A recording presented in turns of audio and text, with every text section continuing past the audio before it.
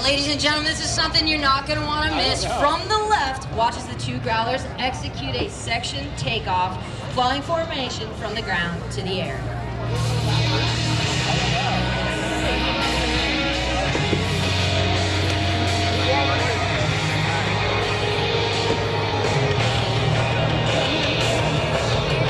Pretty loud.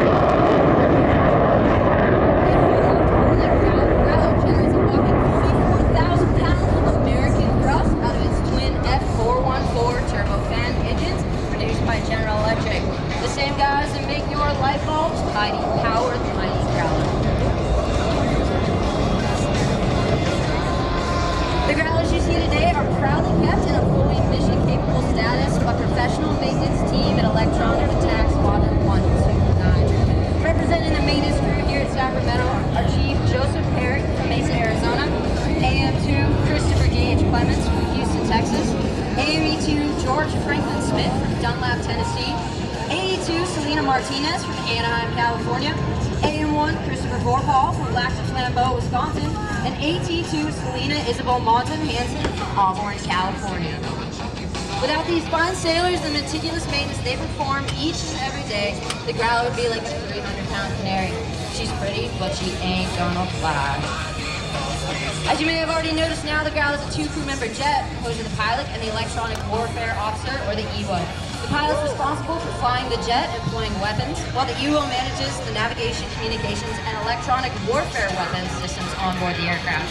Growler aircrew are some of the most highly trained in the world and undergo years of training in multiple disciplines to include airborne electronic attack, electronic surveillance, and air-to-air counter tactics, better known as dog fighting, making the Growler a truly multifaceted tactical jet capable of prosecuting both enemy surface-to-air missile systems and enemy fighter jets alike, all in the same mission.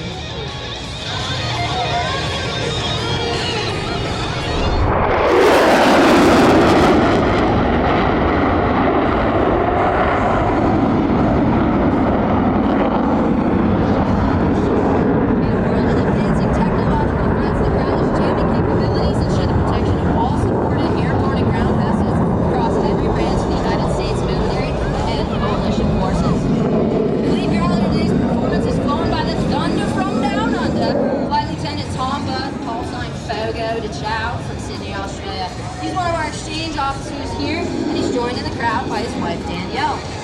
In his backseat is electronic warfare officer, the horror of Hong Kong himself, Lieutenant Robbie Mont, call sign Mary, from Boston, Massachusetts. Mary's joined today in the crowd by his mom and uncle and son. Piloting your Dash 2 Growler is the Dash Tokyo, Ryan Pitts, Boston, Bloomfield, Colorado. This big boy is a former offensive lineman for the Naval Academy. In his back seat is Kate Nielsen, call sign Icebox, from Fairfax, Virginia.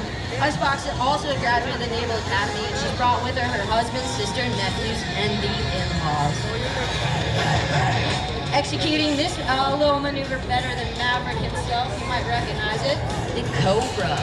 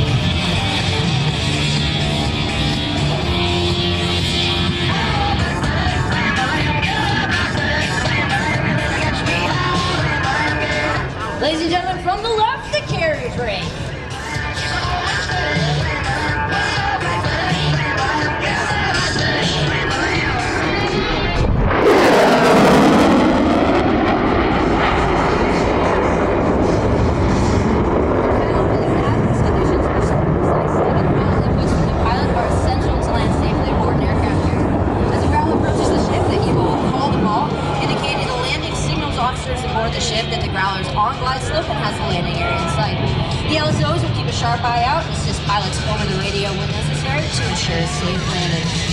As the Growler comes around, we'll go inside the cockpit as Lieutenant Vaughn calls the ball.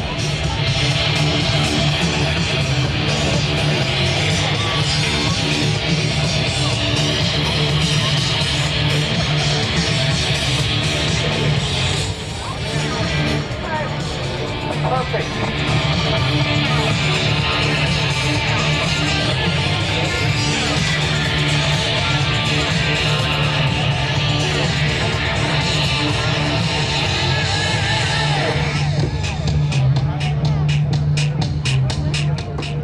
504, 3/4 mile, call the ball.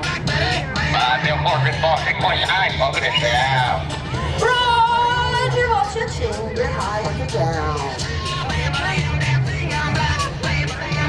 Focus 688, stand by.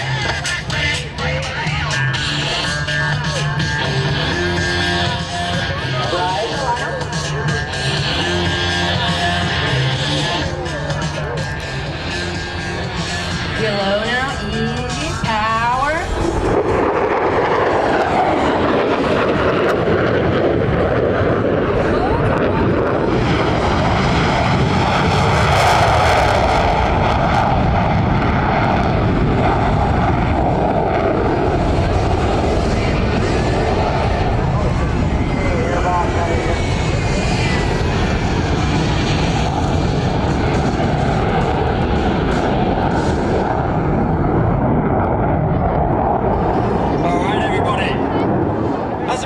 Progresses through the 21st century, it becomes increasingly important that we reflect on the US's proud history, the people, the events, and the technological advances which have made America great.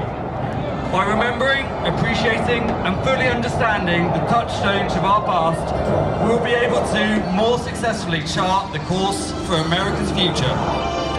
With this thought in mind, Commander Naval Air Forces developed the Tailhook Legacy Flight, a dynamic flight demonstration designed to keep naval aviation's ties to its proud heritage alive and viable. Under this program, vintage warbirds from naval aviation's past are flown alongside the high-tech weaponry representative of present-day Navy carrier aviation.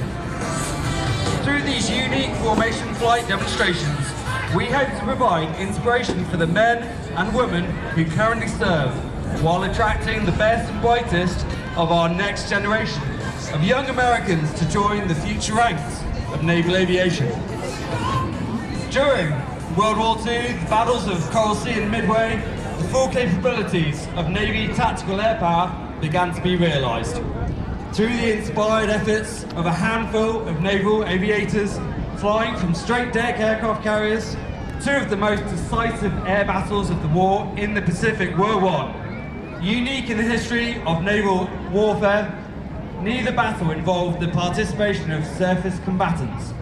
And by the end of the war, the aircraft carrier had replaced the venerable battleship as the dominant weapon system of naval warfare. On the first pass, the formation will parade past Show Centre for the photo pass. Get your cameras ready, as more than 70 years of naval aviation history passes before the Show Centre. From the right, US Navy Legacy Team.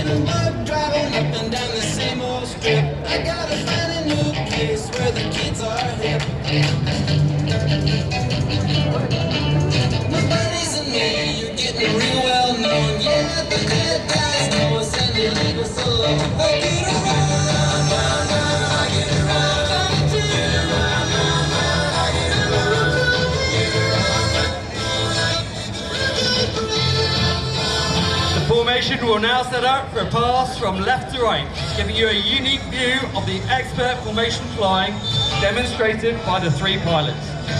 Please direct your attention to your left as the Corsair leads the 2 Growlers in the flat pass. We always take my car cause it's never been beat, and we never miss it with the girls we meet. The guys go steady cause it wouldn't be right to leave the best girl home on a Saturday night. I get around, I get around, get around, I get around.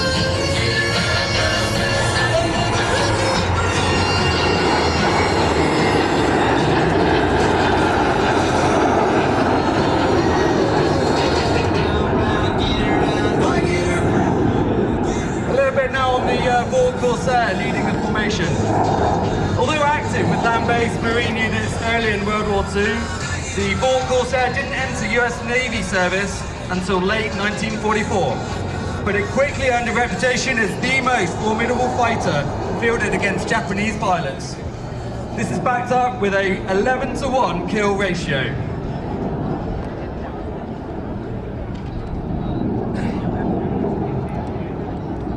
The formation will now reposition for a head-on pass. This will give an outstanding view of the business end of the preeminent fighters of their respective generations.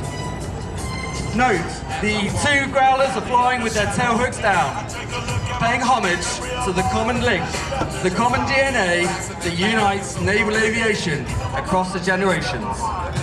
But I ain't never crossed a man that didn't deserve it. Me be treated like a punk, you know that's unheard of. You better watch out. Ladies and gentlemen, the Legacy head-on pass. I really hate the trip, but I gotta low. As they go, I see myself in the pistol smoke. Fool, I'm the kind of G the little homies wanna be like on my knees in the night, saying prayers in the street.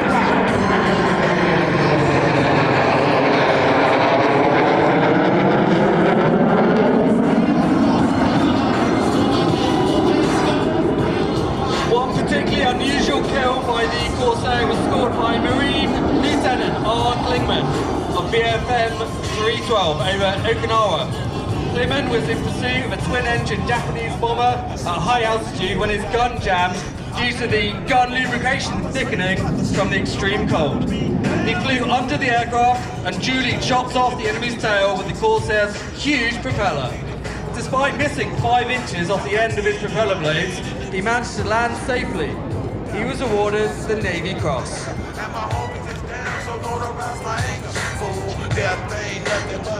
On the formation's final pass, the tailhook Legacy flight will pass overhead, show center, and perform an opposing breakout maneuver for landing.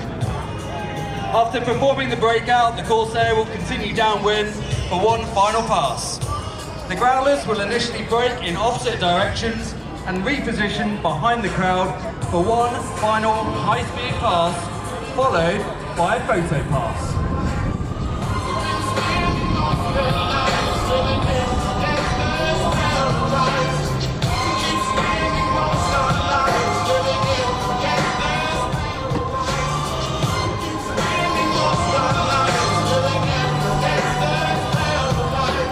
Power and the money, money and the power. Minute after minute, hour after hour, everybody's running. But half of them ain't looking what's going on in the kitchen. But I don't know what's cooking. They say I got to learn, but nobody's here to teach me. If they can't understand, how can they teach me? I guess they can't.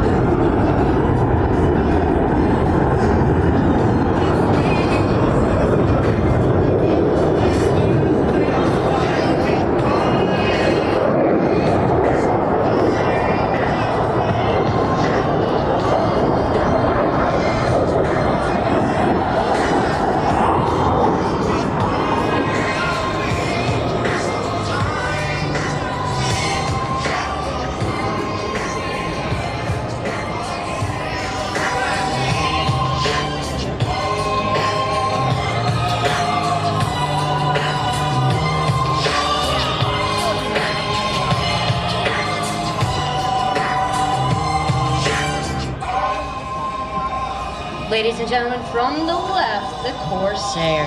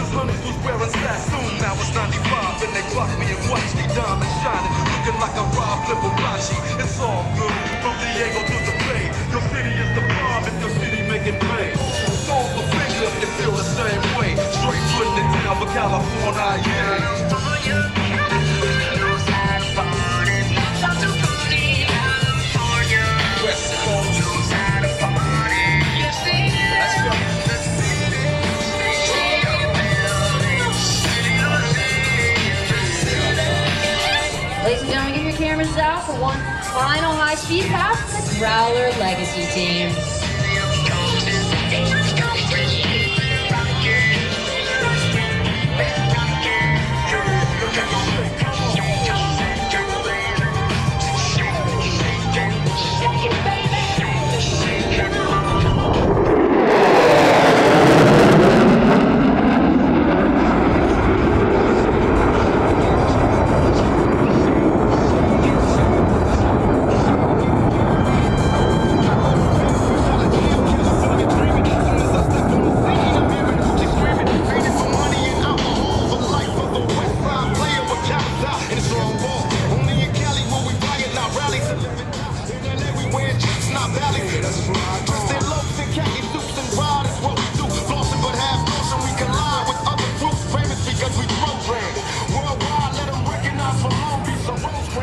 We hope you have enjoyed today's Tailhook Legacy flight demonstrations and have gained a better appreciation for and understanding of the rich heritage and ever-continuing development of U.S. naval carrier aviation.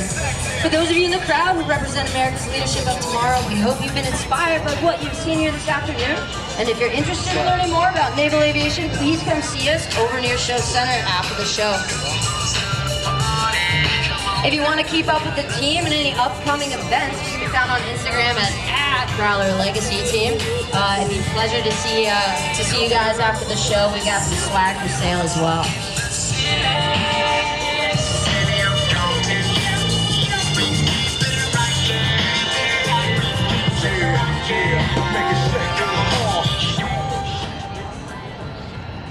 Okay, shall we go?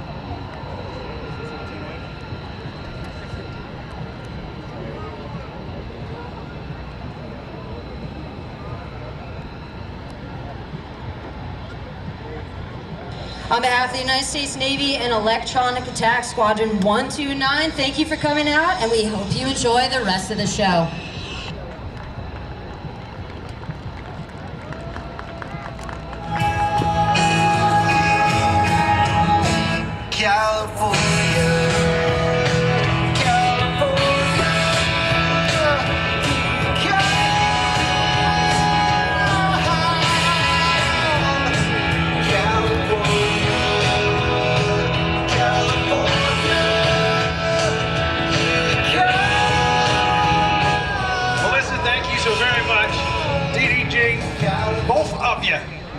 And thank you for your service as well. Let's hear it for the Navy, ladies and gentlemen.